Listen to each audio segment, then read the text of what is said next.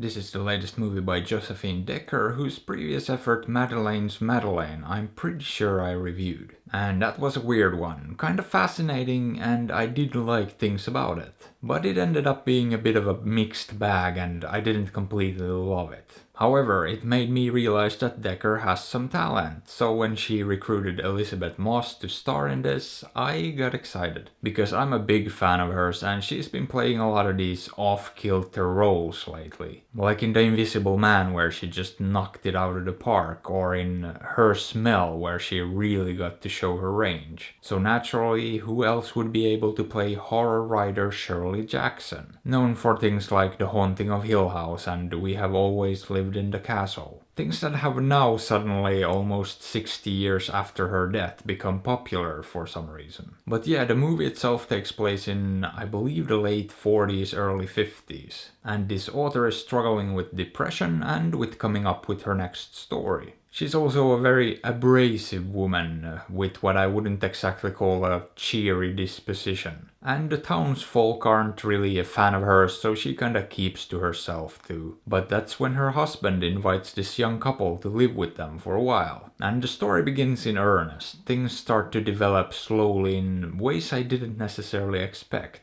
And let's just say that there's a rather unsettling tone throughout and a constant sense of unease. Now, I wouldn't call this horror, not exactly, but it does have some horror elements to it, that's for sure. But it's probably more of a drama with some horror-y, thrillery suspense to it. I mean, there definitely aren't a ton of jump scares and the movie doesn't try to scare you in general either, but it does try to make you feel uneasy, and I would say that it succeeds in that.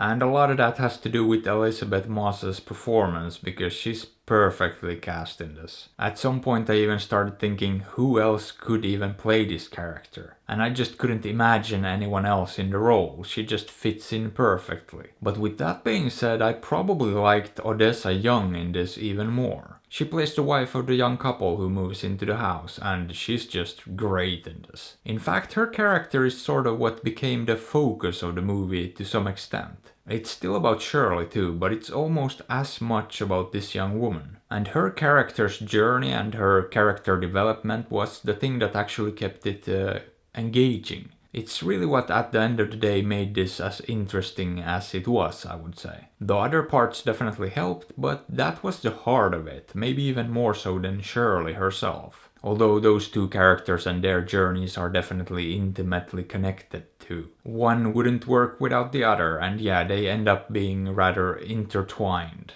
And while those two sort of stole the show here, I do want to mention Michael Stuhlbarg too. Because he plays Shirley's husband, and while he's sort of in the background for a lot of this, he was pretty great too and did add to the overall dynamic of it all. He's just sort of creepy in just the right way, and yeah, I did notice him in this. Other than that though, I'm not really sure what else to say about this one. Overall, it's just well made. I don't really have many complaints, and I think it achieved what it set out to do. But I don't think it's any sort of masterpiece, but it's a pretty good, fascinating mood piece. However, would I recommend it?